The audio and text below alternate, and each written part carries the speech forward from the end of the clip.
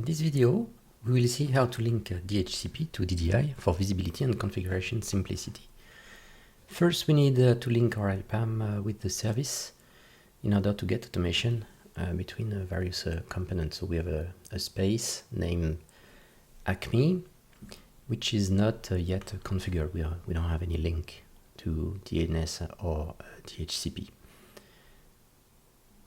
So we start by first linking to the services. The first part is DNS, where we select the smart and the zones to update. If you want to know how these smarts are present, have a look to our episode number 7. And then we will come back to DNS in a next episode, but here we do focus on DHCP. So we link to our DHCP cluster, the smart. That's it.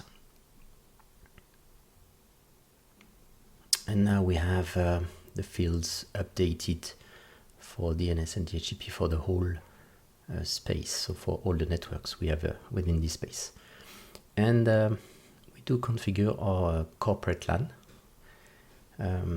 by creating a pool of address that we want to reserve to our DHCP. So we provide a name to this pool, and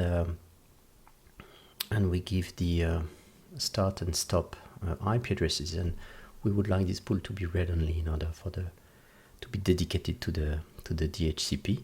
That will avoid to make some mistakes afterwards. So if we look at the address in the subnet, we now see the start and stop of our pool, and we see that it's reserved for DHCP leases, and we will see our leases afterwards in this IPAM part. And by looking at the properties of our pool, we can see that we inherited the properties from the space, and also some option, the router, and we can add some other option like the domain name for the search, the domain name servers, and also information on the lease time.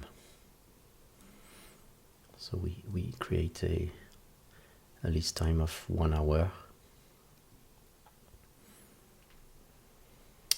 Here we are with max and min lease time.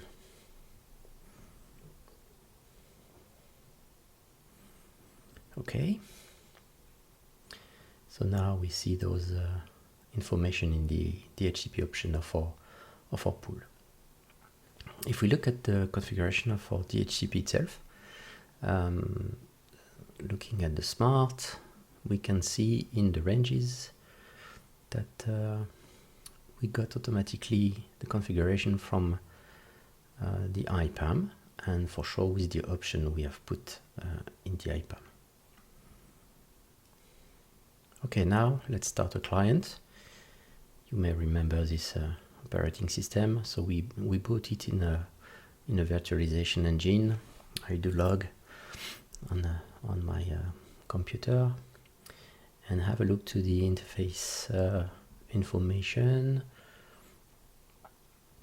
So in the adapter and the status, we can see all the details. So we have for sure an IP address, a subnet, but we have also the DNS servers and the gateway.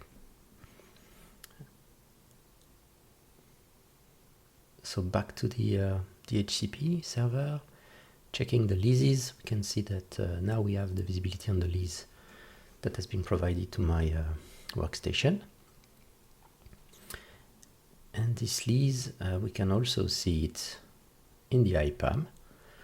So from the IPAM, we can see all the leases coming from the DHCP, for sure located in the pool. And then we have a global visibility on all the leases.